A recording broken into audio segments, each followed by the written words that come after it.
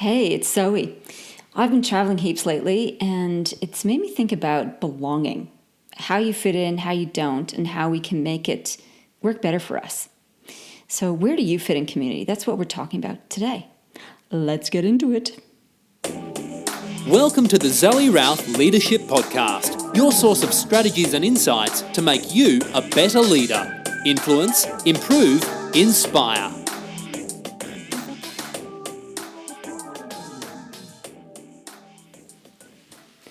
Hey, it's me.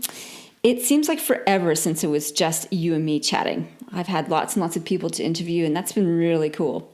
And so I'm kind of just looking forward to having a chat. Having a chat with purpose, of course. Don't just do this for whatever. Some news from me. It is absolutely bucketing rain out at the moment and scheduled to rain for the next week. And next week, I'm doing the CEO Sleep Out here in Canberra, which is a fundraiser for St. Vincent de Paul, or Vinnies. And their primary objective is to help end homelessness, all the while giving people a hand up. And I've put my hand up to be one of the Sleep Out fundraiser folks. And it's the first time I've done it. Not that sleeping rough is anything is a hardship to me, with all my outdoors background. I'm quite happy to throw down a sleeping bag and sleep wherever, whenever, outside in the winter and whatnot. And yet this has always been a choice and not something that I've had to do because I had no other choice. So it really makes me think when I'm looking outside at the weather from my nice, warm, cozy house about those who are scared and who feel like they have nowhere else to go and that they feel safer sleeping under a bridge than they do sleeping in a shelter. And that's something that in our country, I can't believe still happens. And we have a moral responsibility to try and work with these people and the systems that create that. So in any case, I'm fundraising for the CEO Sleep Out. I'll put a link in the show notes, which will be at zoerouth.com/podcast/community, where if you can, I'd love for you to support me. I'm about halfway through to my fundraising target, so it'd be great to get your support. So you don't have to sleep rough. I'll do that for you, and together we can help make a difference with Vinnies. So that's kind of the big news for next week. This week, I've got my one-day workshop called The Accelerator, and what that's about, it's about gaining 1%. Doesn't sound that groundbreaking, does it? However, if you got 1% more energy, 1% more time, 1% better ideas, it's amazing how these little increments can make a huge impact, especially if we repeat, and grow that 1% week on week. So in that workshop, we're looking at little things that we can do, little nudges that we can make to our habits and our rituals to bring us that 1% return on time and energy and thinking.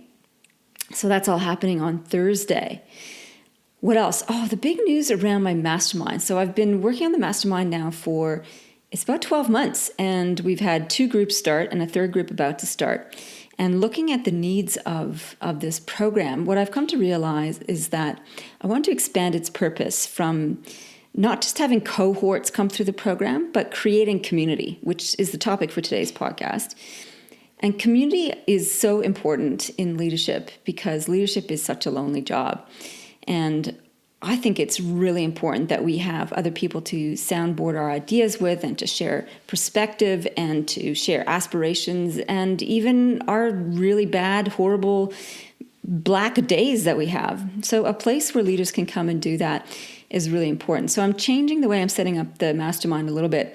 And it's going to have a rolling registration, which means that you can join the program at any time before the master classes. That's probably the best way to come in, is just before a master class, so you can come and meet the other participants. And you can attend the Larapinta expedition whenever it comes up. And that's during the winter here. So in the winter months, we've got 1 more this year in September, and in 2019, we have 2 in June and July. So no matter when you join the mastermind, you can get first dibs on getting into the expedition where you get to meet other people in the community. So that's kind of a big radical shift. I'm pretty excited about it. It means that we can expand the program quite extensively and be more inclusive. All right, what other news? Oh, last week I was in Sydney all week, and this got me thinking about community quite a lot. So I spoke at 2 conferences. One of them was DEX 2018, which is the Digital Employee Experience, which was put on by Step 2, who set up intranets. So they have a big community of professionals who run and set up intranets. And the other one was at EduTech, which was about technology for educators from kindergarten to year 12 to higher education. And that was a pretty enormous conference. And I was speaking on loyalty in the first instance and grace under fire in the second one. And as I went to these different experiences, so I went to the conferences, which were buzzing with people from all different places and so on, back to my hotel room, which was very isolated and lonely, I have to say. I felt a bit lonely, which doesn't happen often for me these days. And it got me thinking about belonging and community and where we fit into that.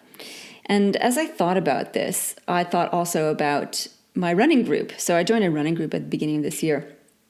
And it's the first time I've actually run as part of a group. I've always done my running alone, or when I met Rob, we trained together and I ran with him. And this year I'm like, I really want to be part of a group. I want to have that sense of belonging. So I signed up and I've been running with the group since January. And I can't get to every run. They run Tuesday, Thursday, and Saturdays because I'm often traveling and my schedule doesn't always permit it. So I'm a participant. And I think in any community or group, there are 3 levels of engagement. There's the joiners. Joiners are people who sign up and never show up. I know, I have memberships like that. Like, I'll think about all the meetup groups. I'm part of like half a dozen where I've signed up because, it sounded like a good idea. I like the idea of being part of that community, even I just associate with the identity. So joiners, when we join something but don't actually go, it's about the association to the identity of that group, what they stand for, what their purpose is. And so we get a certain level of satisfaction from that. And then the next level up is when you actually join and participate. You actually show up and you do the activities. You go to that meeting. You go to the networking event. You go to the morning run. And in participants, there's different levels. Like there's the occasional drop-in, like from me and my running group, that's me. And then there's the diehards who don't ever miss a session. They go to every activity.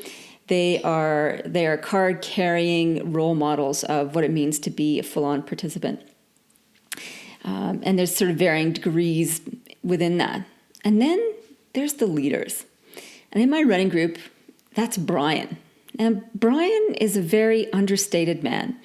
So every Tuesday, Thursday, and Saturday, well, Tuesdays and Thursdays, it's 6:30. So 6:30 is when we kick off. And he's always there 5 to 10 minutes early.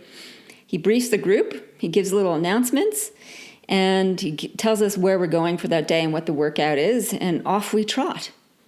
Now, the thing about Brian, you'd expect that the leader of a running community would be the epitome of a running god. So somebody who's run 1,000 marathons, who does all the ultra trails and the ultra marathons, etc. Well, surprise, no, this is not Brian. Brian, I don't think, has run a marathon. He might have done a couple of half marathons. That's about as long as he gets.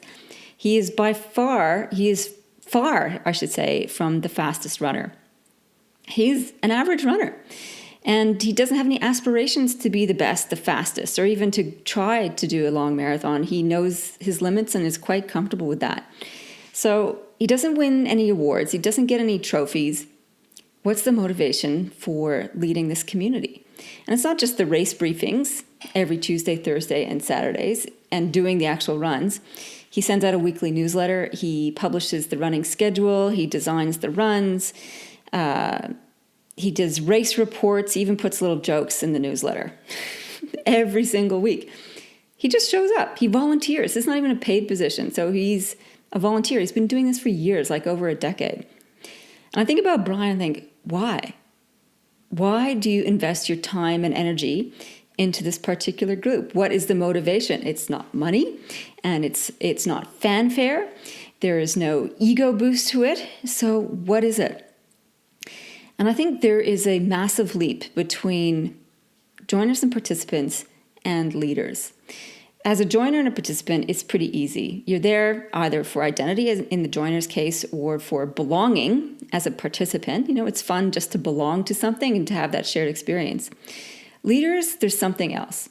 For joiners and participants, it's focused on our selfish gains, not like selfish in spite of everybody else, but the benefits are for us as individuals. Like it's a show up and I receive, and it's very satisfying. As a leader, you don't sort of get that. You can show up and participate like everyone else, so there is a satisfaction level there. But the focus is really on others. It's about what we can contribute.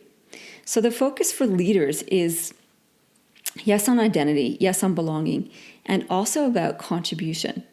And I think about this, are leaders selfless in this? If they don't get awards, accolades, or progress their career, say in this volunteer role, is it a selfless thing? Is it an altruistic thing? And I believe it's yes and no to that answer.